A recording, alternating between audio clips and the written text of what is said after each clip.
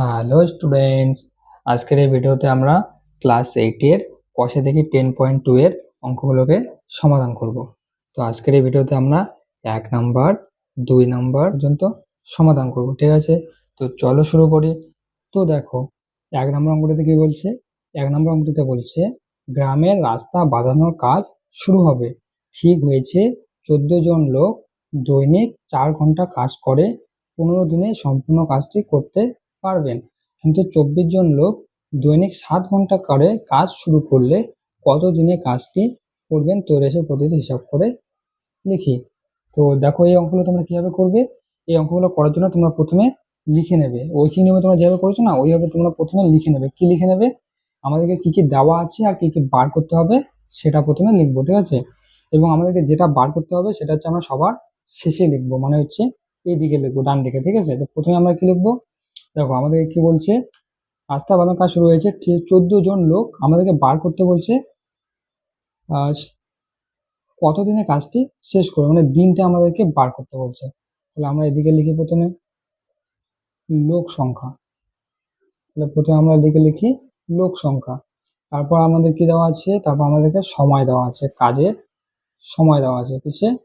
ঘন্টায় দেওয়া আছে, ঠিক আছে? কাজের সময় ঘন্টায় দেওয়া আছে। এরপর আমাদেরকে যেটা বার করতে বলছে সেটা বলছে দিনটাকে। দেখো যেটা আমাদেরকে বার করতে বললো ওটা আমরা একদম শেষে ডান দিকে লিখবো, ঠিক আছে? আমাদেরকে দিন বার করতে বলছে, তো দিনটাকে আমরা শেষে ডান দিকে লিখলাম। এবার আমাদেরকে কি বলছি? এবার আমাদেরকে বলছে যে 14 জন লোক, কতজন লোক? 14 জন লোক কত ঘন্টা কাজ করে দিনে? 4 ঘন্টা কাজ করে, 4 ঘন্টা। তাহলে কত দিনে সম্পূর্ণ করে? 15 দিনে সম্পূর্ণ করতে পারে। এবার আমাদেরকে বলছে 24 জন লোক, কতজন লোক? 24 জন লোক কত ঘন্টা কাজ করে? 7 ঘন্টা কাজ করে, তাহলে কত দিনে কাজটি শেষ করবে? দেখো এই অঙ্কগুলো কিভাবে তোমরা করবে আমি বলে দিচ্ছি। এই অঙ্কগুলো করার জন্য তোমাদেরকে যেটা করতে হবে সেটা হচ্ছে প্রথমত তুমি এটার সঙ্গে এটার সম্পর্ক লিখতে হবে, তোমাকে এটার সঙ্গে এটার সম্পর্ক একবার লিখতে হবে, তারপর একবার এটার সঙ্গে এটার সম্পর্ক লিখতে হবে। তো এটার সঙ্গে এটার একবার আমরা সম্পর্ক লিখবো, তারপর এটার সঙ্গে এটার একবার সম্পর্ক লিখবো। তো চলো প্রথমে 1 নম্বরে আমরা লিখে ফেলি। মনে করো এটা নেই, মনে করো এটা নেই, তাহলে এটা আর এটার মধ্যে কি সম্পর্ক আছে? দেখো লোক সংখ্যা যত বাড়বে দিন তত বাড়বে না কমবে? দেখো যদি লোক বেশি হয় তাহলে দিন হচ্ছে কম লাগবে কোনো একটা কাজ শেষ করতে, আর লোক যদি কম হয় তাহলে দিন হচ্ছে বেশি লাগবে। তাহলে এটা যদি বেশি হয় তাহলে এটা হচ্ছে কম হয়, তাহলে একটা বেশি হলে অন্যটা কম হলে সেটা কি হয়? ব্যস্ত সম্পর্ক হয়। তাহলে আমরা লিখে ফেলবো যে লোক সংখ্যা ও দিন কোন সম্পর্কে আছে? ব্যস্ত সমানুপাতে আছে, ঠিক আছে? এরপর হচ্ছে 2 নম্বরে, 2 নম্বরে আমরা কি লিখবো? 2 নম্বর হচ্ছে আমরা এটাকে বাদ দিয়ে দাও, মনে করো এটা নেই। এবার দেখো সময় আর দিন।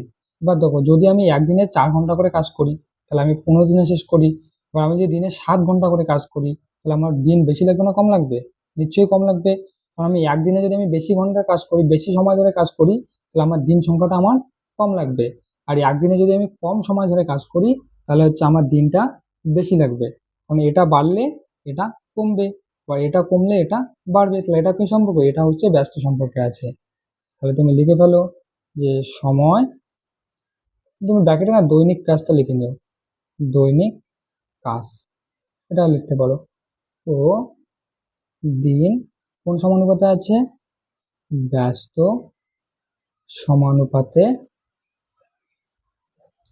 আছে, ঠিক আছে? এবার তুমি বলবে স্যার এইভাবে তো লিখলাম ঠিক আছে, কিন্তু আমি এই অঙ্কটাকে কিভাবে সমাধান করব, আমি এটাকে কিভাবে বার করব? তো দাঁড়াও বাবু, আমি এখনই তোমাকে বলতেছি তুমি এটা কিভাবে বার করবে। তো এবার তুমি লিখবে যে সুতরাং নির্ণয় দিন, তোমাকে দিন বার করতে বলছে, তাহলে তুমি লিখবে নির্ণয় দিন। আমি ব্র্যাকেটে না এটা লিখে দিচ্ছি, ঠিক আছে? ব্র্যাকেটে এটা লিখে দিচ্ছি দুটো প্রশ্নবোধক চিহ্ন, তোমরা এটা লিখবে না, আমি জাস্ট বোঝানোর জন্য বলে দিচ্ছি এটা বার করবো। তো দেখো এটা বার করবো, কিভাবে বার করবো? প্রথমে আমি তোমাদেরকে বলবো যে এখানে যেটা থাকবে ওটাকে আমরা এখানে গুণ করব। তাহলে দেখো এখানে কত আছে? 15 আছে, তো 15টাকে আমি এখানে দিব, লিখবো। তারপর আমি গুণ করব, কি গুণ করব? তারপর আমি এটাকে গুণ করব, তারপর আমি এটাকে গুণ করব। তো কিভাবে গুণ করব দেখো, এবার এটাকে আমি এখানে গুণ করব। তো এটাকে এখানে গুণ করার আগে আমাকে দেখতে হবে যে এটা আর এটা কি সম্পর্কে আছে। দেখো এটা আর এটা কি সম্পর্কে আছে? ব্যস্ত সম্পর্কে আছে, লোক সংখ্যা দিন সংখ্যা ব্যস্ত সম্পর্কে আছে। তো ব্যস্ত সম্পর্কে থাকলে আমি কি করব, ব্যস্ত সম্পর্কে থাকলে আমি উপরেরটা উপরে রাখবো, নিচেরটা নিচেই রাখবো, মানে গুণ করার সময়, ঠিক আছে। তো ব্যস্ত সম্পর্কে আছে, তার মানে উপরেরটা উপরে হবে, নিচেরটা নিচে হবে। তাহলে উপরে কত হবে, 14 আছে 14 হবে, নিচে আছে 24 24 হবে। তো এটাকে আমি এখানে গুণ করব। এরপর যদি দেখো, যদি এটা সরল সম্পর্ক হইতো তাহলে হচ্ছে 24টা উপরে হইতো, 14টা নিচে হইতো। যদি হচ্ছে এটা সরল সম্পর্ক হইতো, যেহেতু এটা ব্যস্ত সম্পর্ক তাই উপরেরটা উপরেই থাকবে, নিচেরটা নিচেই থাকবে। তাই উপরে আমি 14 লিখছি, নিচে আমি 24 লিখছি। এবার আমি গুণ করব, এবার কাকে গুণ করব, এটাকে গুণ করব। এবার দেখো, এটাকে গুণ করার আগে আমি দেখব যে এটা আর এটা কোন সম্পর্কে আছে। দেখো, সময় আর হচ্ছে দিন কোন সম্পর্কে আছে, ব্যস্ত সমানুপাতে আছে। তার মানে এটা হচ্ছে এরকমই হবে, কারণ ব্যস্ত সমানুপাতে আছে। তাহলে এটা উপরেরটা উপরেই হবে, নিচেরটা নিচে হবে, যেহেতু ব্যস্ত সমানুপাতে আছে। তাহলে উপরে কি আছে 4, নিচে কি আছে 7, ঠিক আছে। এরপর তুমি এটাকে কাটাকাটি করো, উত্তর পেয়ে যাবে। খুশি তো এবার? দেখো, এটাই হচ্ছে কিন্তু এই অঙ্কগুলোর সমাধান করার নিয়ম। কি নিয়ম? প্রথমে হচ্ছে আমি সম্পর্ক বার করব। প্রথমে হচ্ছে আমি এইভাবে লিখলাম, তারপর আমি সম্পর্ক বার করবো, এটার সঙ্গে এটা সম্পর্ক, এটার সঙ্গে এটা সম্পর্ক বার করলাম। এরপর আমি কি করব, যেটা বার করতে বলছে সেটার এখানে যেটা সংখ্যা থাকবে, এখানে 15 আছে তাই আমি এখানে 15 লিখছি। যদি এখানে 5 থাকতো তাহলে আমি এখানে 5 লিখতাম। তো এখানে যে সংখ্যাটা থাকবে ওটাকে আমি এখানে লিখবো। তারপর আমি কি করব, গুণ করব। কাকে গুণ করব, এইটাকে গুণ করব। এবং এটাকে যখন আমি এখানে গুণ করব তখন আমি দেখবো যে লোক সংখ্যা আর দিন সংখ্যা কোন সম্পর্কে আছে। যদি লোক সংখ্যা আর দিন সংখ্যা ব্যস্ত সম্পর্কে থাকে তাহলে আমি উপরেরটাকে উপরে লিখবো, নিচেরটাকে নিচে লিখবো, ঠিক আছে। তারপর আমি কি করব, তারপর আমি গুণ করব। তারপর আমি কি করব, এটা এটাকে গুণ করব। এবার এটাকে যখন আমি গুণ করব তখন আমি দেখবো যে এটা আর এটা কোন সম্পর্কে আছে, ব্যস্ত সম্পর্কে আছে নাকি সরল সম্পর্কে আছে। যদি ব্যস্ত সম্পর্কে থাকে তাহলে উপরেরটাকে আমি উপরে লিখবো, নিচেরটাকে আমি নিচে লিখবো গুণ করার সময়। আর যদি সরল সম্পর্কে থাকে তাহলে নিচেরটাকে উপরে লিখবো আর উপরেরটাকে নিচে লিখবো।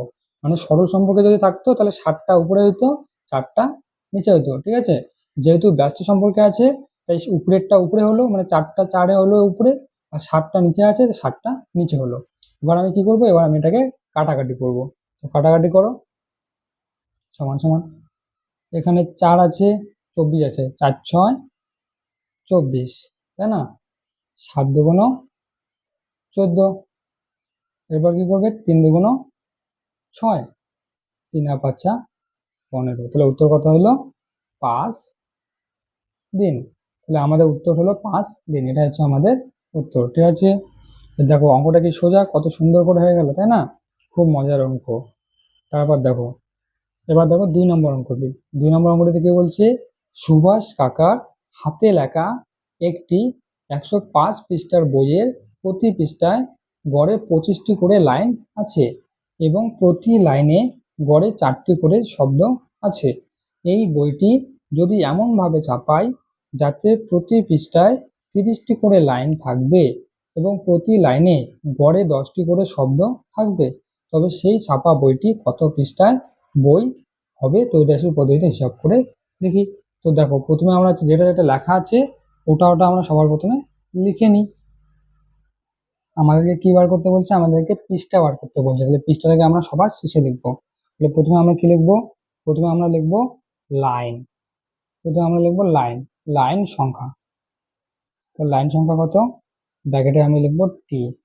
এরপর লিখবো আমরা শব্দ, তাই না, শব্দ সংখ্যা, মানে একটা লাইনে কতগুলো শব্দ আছে, এটারও ব্র্যাকেটে আমরা লিখবো টি। এরপর আমাদের কি বার করতে বলছে, পৃষ্ঠা আমাকে বার করতে বলছে যে কতগুলো পৃষ্ঠা হবে, তাই না, এটা আমাকে বার করতে বলছে।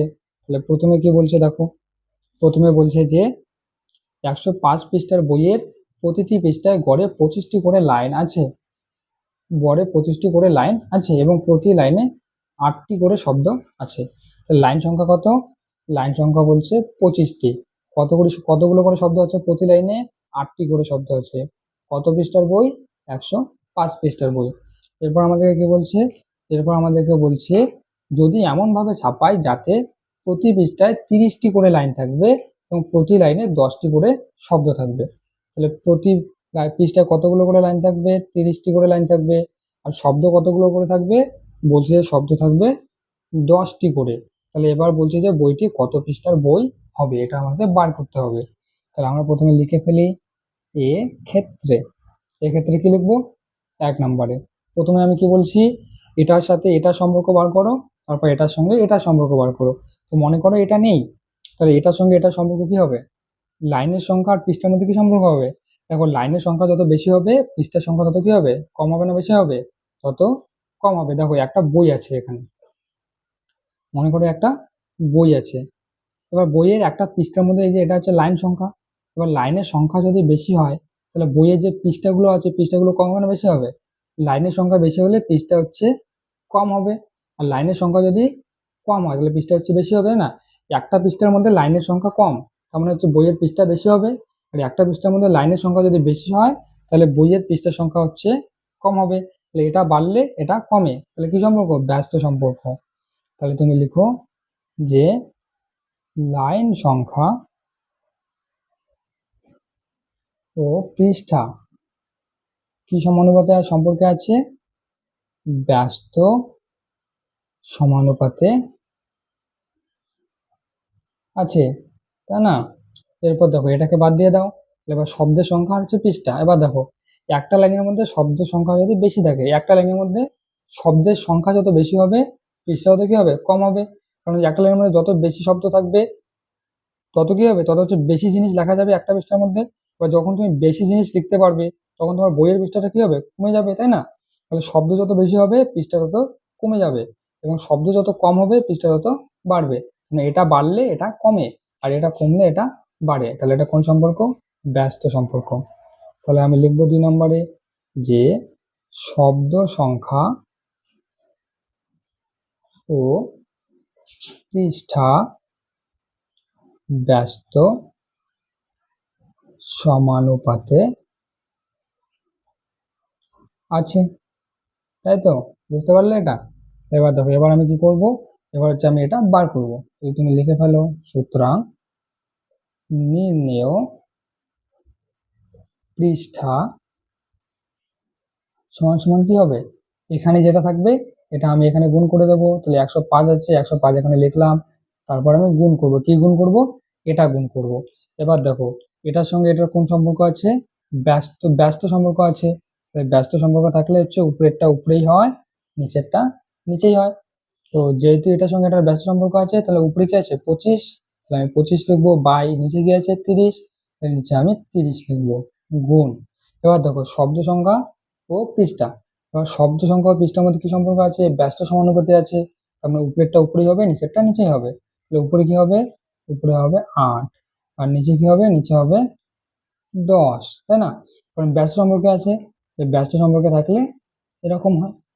তাহলে এবার তুমি এটাকে কাটাকাটি করো। এটাকে তুমি কিভাবে কাটাকাটি করবে?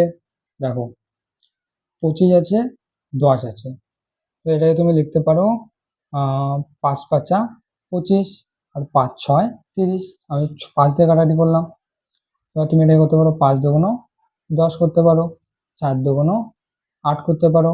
এবার 4 দিয়ে এটাকে 2 দিয়ে কাটাকাটি করতে পারো, 2 দুগুণ 4, আর 3 দুগুণ 6 করতে পারো। এবার 3 দিয়ে এটাকে কাটাকাটি করো, 3 3 9।